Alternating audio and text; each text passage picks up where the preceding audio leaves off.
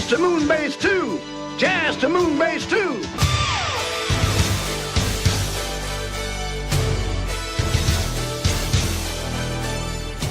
Welcome to Kit Katastrophe. My name is Kit, and this is my 50th Transformers review.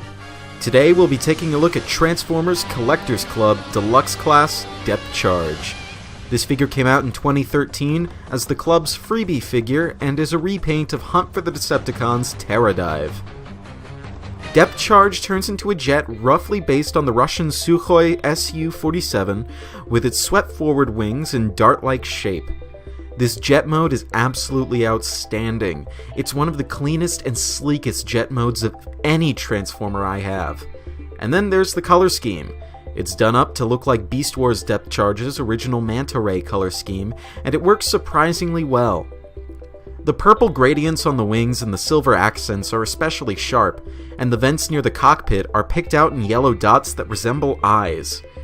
Unfortunately, it doesn't have the best quality control, as the wings don't tab in as securely as they did on Terra Dive.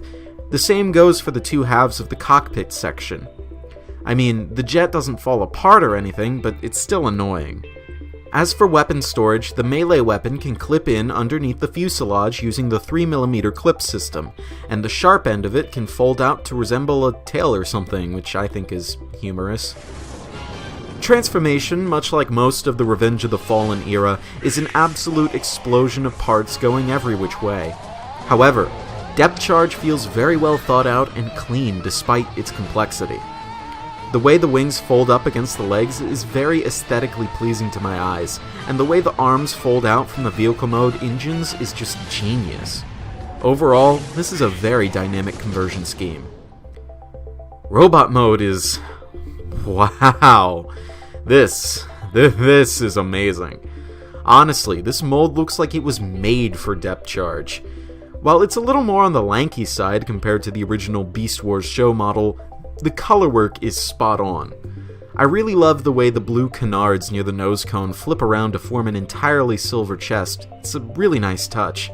And dear God, that head sculpt is perfect. I'm definitely getting some aquatic vibes from it, mainly because it reminds me of Golly's mask from the Bionicle reboot. Also, the way the wings fold up neatly against the sides of his legs give me some Cybertron Sideways vibes. Depth Charge comes with one weapon, a spear, which he can hold in his hand. With a simple sliding of the tip, the spearhead opens up to form a trident, a much more apt weapon for his aquatic theme. Also, due to his articulation, he can actually hold the trident in both hands. Speaking of articulation, Depth Charge has a ball-jointed head which has impressive range in all directions except for tilting, unfortunately. His shoulders likewise have a very good range, and the bicep swivels, wrist swivels, and double-jointed elbows really help Depth Charge attain some really dynamic trident-wielding poses. Unfortunately, there is no waist swivel due to the way he's constructed, but the ball-jointed legs and thigh swivels really do help alleviate it, and while the knees don't bend as much as the elbows, the shapes of his lower legs flow so well that I can forgive it. Finally, he's got some extremely deep rocking ankles and heels, which aid Depth Charge's stability. Depth Charge is my first foray into Collectors Club exclusives, and I got this guy for only $25. That being said, at that price, Depth Charge is absolutely worth the purchase, considering he's one of the more common Fun Publications exclusives as far as I've heard. He is everything a repaint should be.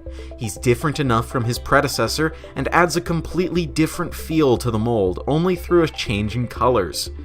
I am very happy to have this figure, and he's one of my favorite additions to my collection. This has been Kit Katastrophe. Thank you all for supporting me through 50 reviews, and I can't wait to bring you even more. It's time to transform and roll out!